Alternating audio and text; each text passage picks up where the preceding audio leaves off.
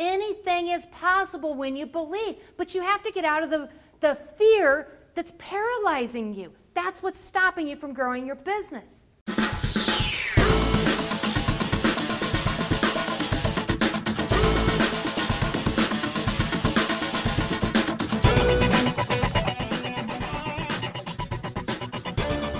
If you don't believe in your business or your product, or you think you're sinking ship with your business, or no one's going to buy your product, guess what? You're right.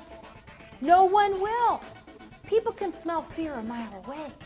And if you don't believe, then how can I believe that your product or your service will work for me?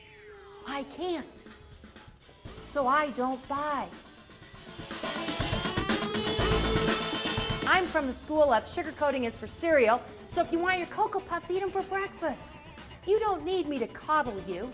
You need me to give you real nuggets of information and the guidance that's necessary for you to succeed as an entrepreneur.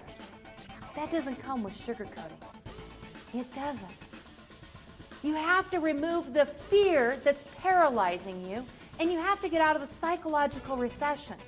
Then and only then will you be open to the new ideas and opportunities and resources that can truly help your business grow, thrive, and flourish. You see, it's like a river. You can roll down the river and just float along, and it can go calmly down the way. And what happens when that water reaches a rock? Does it go, oh my Lord, it's a rock, I have to stop, I can't go anywhere, it's an obstacle? No! The water doesn't stop. The water goes over, around, under, or through the rock. So are you a raging river determined to overcome any obstacle that's placed in front of you? Money, economy, loss of customers. Are you a raging river? Or are you going to be stopped by every little obstacle that comes in your way? Whether it be a pebble or a boulder, it doesn't matter. If you don't think the water always wins, just look at the Grand Canyon. It wins every single time. So I say stand up. Quit saying you're just a small business owner. You're not. You're part of the backbone of our economy. Become a raging river and take your business to the next level. Be flexible to go with the flow and read the road signs. It's the hardest thing for entrepreneurs to do because, let's face it, most of us are control freaks.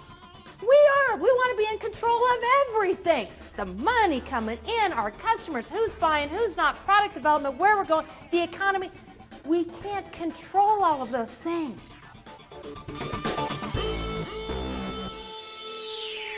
What is head trash? It's all of those little voices that pipe up in your head at the most inopportune time and tell you those things that hold you back and prevent you from doing what you need to do with your business.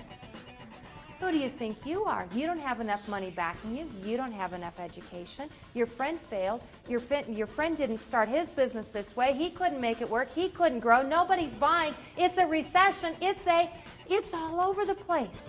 There are more than 30,000 negative thoughts that go through our head every single day. We all have head trash. You have to dump the head trash and concentrate on that every single day. It's a full-time job to keep those little voices quiet in our heads. But that is a critical component because once you can dump the head trash, then you can be focused on what it's going to take to get your business to the next level because that is where you are open to the new ideas, the opportunities, and the tools and the resources that you need.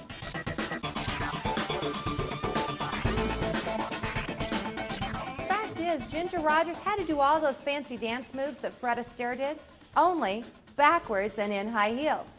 Many people believe that Fred Astaire made Ginger Rogers. Reality is, Ginger Rogers was on her 20th film when her and Fred did their first film together, and it was only his second film. She had an established Broadway and film career. She didn't need Fred Astaire. How many times do we as women feel like we're constantly having to do things better and faster and backwards and in high heels? It's a continuous struggle while we're continually packing our bags to go on a guilt trip, and it's not to Fiji. Let's face it, women need the guidance and support and the inspiration and the motivation to stick to it. and know that there's hope and that someone else has walked in those same high heels that you're walking in.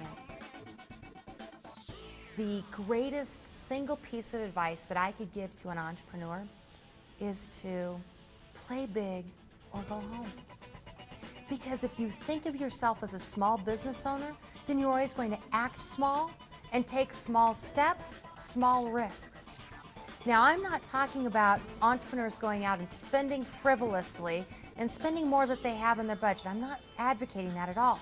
What I'm saying is you have to think big, because there's really no such thing as a small business owner when you have big ideas and even bigger dreams. You have to think that far out of your comfort zone in order to take the chances and take the steps necessary to have tremendous success. My friend Les Brown's favorite quote is, if you shoot for the moon, even if you miss, you're going to land among the stars. When you play big, even if you miss, you're going to land among the stars. That's the whole key.